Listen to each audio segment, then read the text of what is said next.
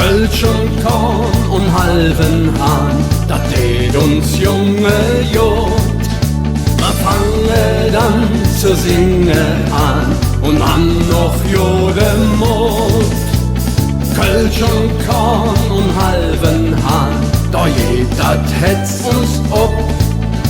Wir treffen uns so dann und wann und machen eine Druck.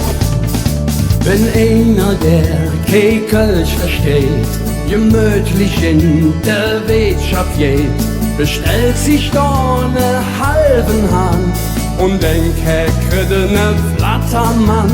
Der Kerl, der ist ganz irritiert, kriegt Röckelchen und Kies serviert.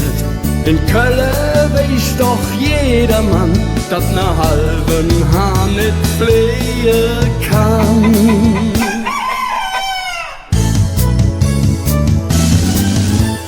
Kölsch und Korn und halben Hahn, dat tät uns junge Jod.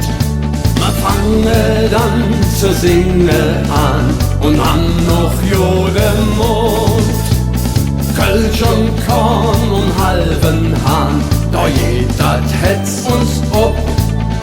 Wir treffen uns so dann und wann und machen eine Druck.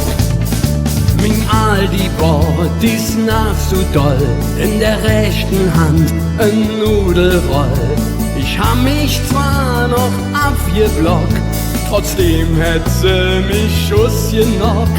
Ich hab doch nur Kölsch und Korn, jetzt hab ich he von der Horn. Ich möcht jetzt Stärkung han, am besten für ne halben Hahn.